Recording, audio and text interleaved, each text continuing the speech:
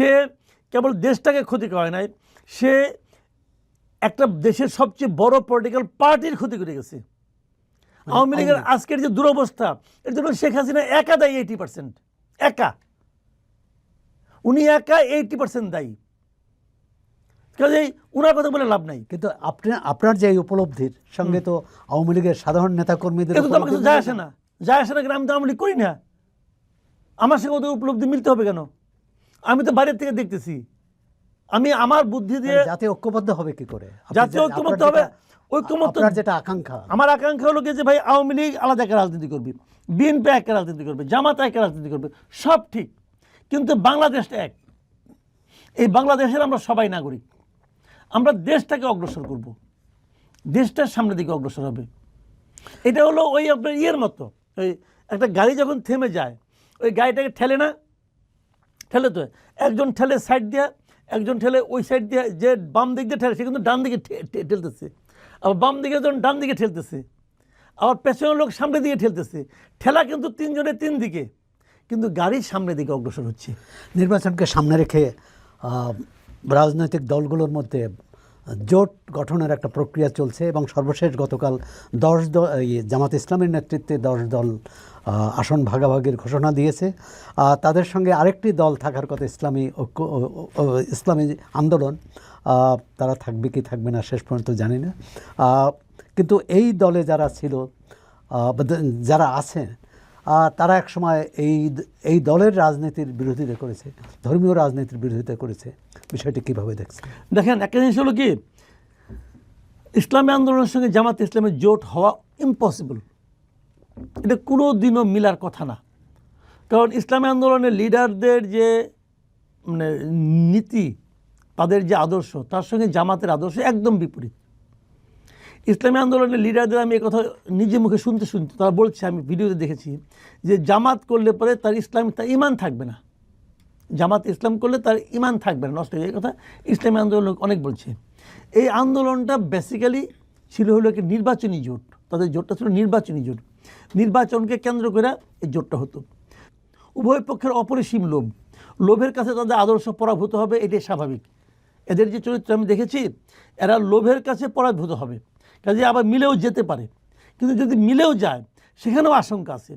আশঙ্কাটা হলো এই যে নির্বাচনের পর তারা তো জোট হিসেবে একত্র থাকতে পারবে না, উনি যে আবার মারামারি করবে। কারণ এখানে তো নীতি নৈতিকতার প্রশ্ন। শুনেন, গণতন্ত্রে ভিন্ন মত থাকতে পারে, গণতন্ত্রে এই দল এরকম বলবে, ওই দল এরকম বলবে, আমি কিছু ছাড় দিব, তুমি কিছু ছাড় দাও, এইভাবে গণতন্ত্র চলতে পারে। কিন্তু ধর্মে কিন্তু ভাই এটা হয় না।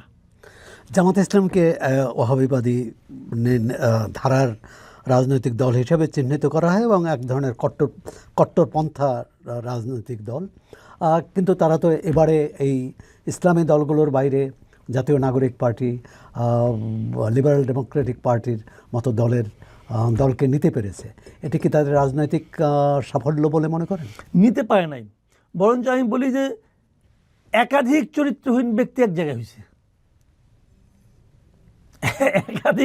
একাধিক আদর্শহীন ব্যক্তি এক জায়গায় হয়েছে, একাধিক আদর্শহীন দল এক জায়গায় হয়েছে। এদের কারো কোনো আদর্শ নাই এবং আতঙ্কের বিষয়টা যাদের বিরুদ্ধে লড়াই করার জন্য এই জোট গঠন করেছে তারা কি আদর্শবান? আমি ওরা আদর্শবান বলছি না, ওটা ওদেরকে আদর্শবান বলছি, ওই আলোচনা হচ্ছে না। আলোচনা হচ্ছে এখানে যারা মিলছে।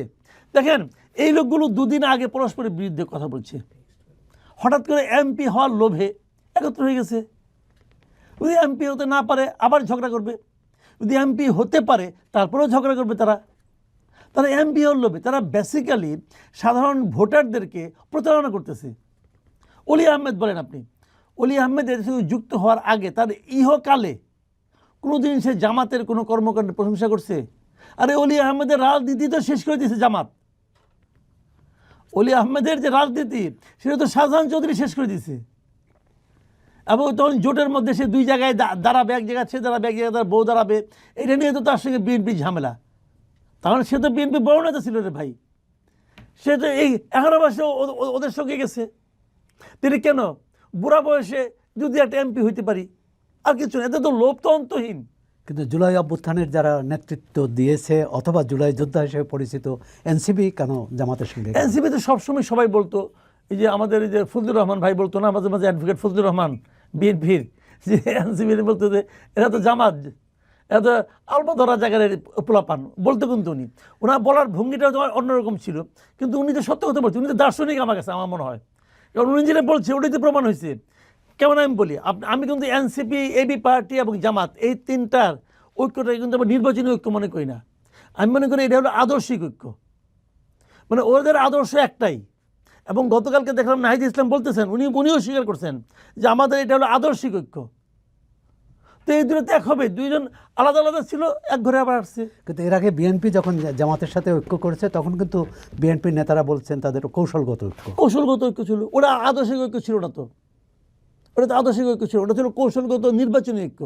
আওয়ামী লীগকে হারাতে হবে, আওয়ামী লীগ এবং বিএনপির পার্থক্য ছিল হয়তো মনে করুন 2% ভোট। জামাতে যদি 3% ভোট হয়, জামাতে ভোট আমি নিলাম, তাহলে আমি 1% বেড়ে গেলাম। জামাতে যদি 7% ভোট হয়, ওইটা আমি নিলাম, আমি তাহলে বাইরে গেলাম 4% ভোট। হিসাব তো এটাই। এই জন্য ওরা নিয়েছে জামাতকে, ওরা নিয়েছে জাতীয় পার্টিকে, ওটা তো ভোটের হিসাবের জন্য। রাজনৈতিক দলগুলোর নীতি আদর্শ নিয়ে আমরা কথা বললাম, জোট ভাঙ্গা করা, কিন্তু নির্বাচনের যে প্রস্তুতি, নির্বাচনের যে পরিবেশ থাকা দরকার সেটা কতটা আছে, বা সরকারের প্রস্তুতি? দেখেন, এটা একটা জটিল প্রশ্ন। জটিল প্রশ্ন এই কারণে যে, যেমন ধরেন আমরা সাধারণত বলি যে আইন শৃঙ্খলা পরিস্থিতি ভালো না, পুলিশের পারফরমেন্স ভালো না, এগুলো আমরা বলি, এবং আগামী দিনে এইরকমই খারাপই থাকবে।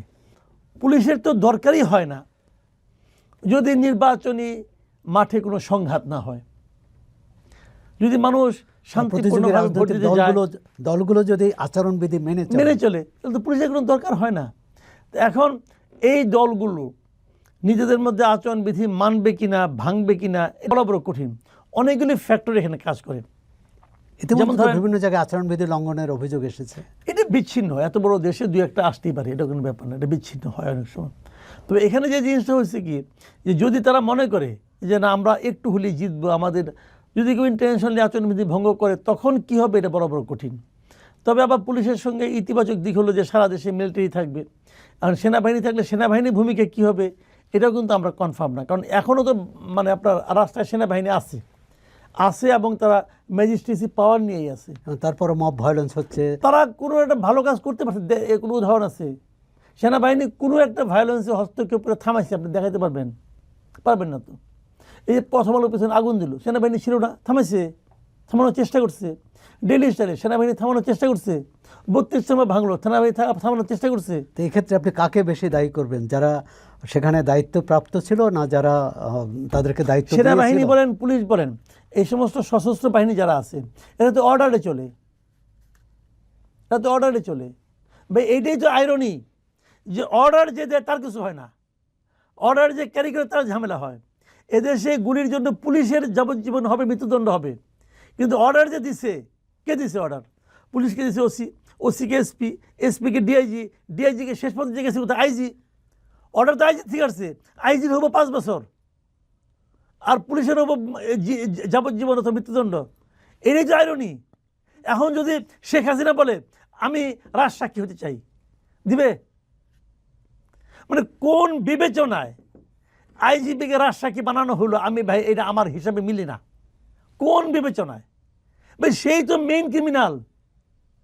সে আপনার মনে আছে নিশ্চয়ই, এই যে ইয়ের সময় যখন বঙ্গবন্ধু হত্যার বিচার হয়, তখন সাক্ষী দিতে আসছিল শফিউল্লাহ সাহেব, ওই যে আর্মি চিফ। তখন তাকে বিচারক জিজ্ঞাসা করছিল, আপনি সাক্ষীর কাঠ করায় কেন? আপনার তো থাকার কথা আসামির কাঠ করায়, ঠিক না? তো আব্দুল্লাহ মামুনের তো থাকার কথা আসামির কাঠ করায়, সে তো মেইন আসামির ভাই। যাক, নির্বাচনের চিত্রটা কেমন, মাঠের চিত্রটা কেমন দেখছেন? মাঠের চিত্র এখনো বোঝা যাচ্ছে না, এখনো জয় পড়া যায় না, নির্বাচন এখনো কিন্তু জমে ওঠে নাই। নির্বাচনের যে একটা গরম, একটা উত্তাপ, এটা কিন্তু কোথাও কোনো গ্রামগঞ্জে আছে বলে আপনি কেউ বলবে না। নির্বাচন উত্তাপটা এখন শুরু হয় নাই। কারণটা কি? কারণটা হলো কেউ ভাবছে আমি নিশ্চিত জিতবো, আমার তো মাঠে নামার দরকার কি, ভোটারের কাছে যাওয়ার দরকার কি। কেউ ভাবছে ভোটার আর ভোট দিব কই, ভোটার হাতে তো অপশন নাই, আমি ছাড়া যাওয়ার জায়গা নাই, এরকম আত্মবিশ্বাস। এই আত্মবিশ্বাস বুমেরাংও হইতে পারে, কিন্তু বুমেরাং হওয়ার ইতিহাস এই দেশেও আছে। কাজে কী হবে না হবে বলা বড় কঠিন, কিন্তু উত্তাপটা আমি এখনও দেখছি না। আর জামাতের মানে স্টাইলটা এইরকম, জামাত গোপনে গোপনে করে, গোপনে গোপনে এখানে যাচ্ছে ওখানে যাচ্ছে, মানুষের মধ্যে যাচ্ছে, মেয়েদের মধ্যে যাচ্ছে, মহিলাদের মধ্যে তারা অনুষ্ঠান করতেছে, আয়োজন করতে, আলাপ আলোচনা করতেছে। আর তাছাড়া জামাত তো ইদানিং একটা নতুন রাজনৈতিক ধারার প্রবর্তক হয়েছে, সেটা হলো গুপ্ত রাজনীতি। ওরা গুপ্তভাবে অনেক কিছু করে। তাদের গুপ্তভাবে আওয়ামী লীগের মধ্যে ছিল। আমার তো ধারণা জামাতের প্রচুর লোক গুপ্তভাবে বিএনপিতেও আছে।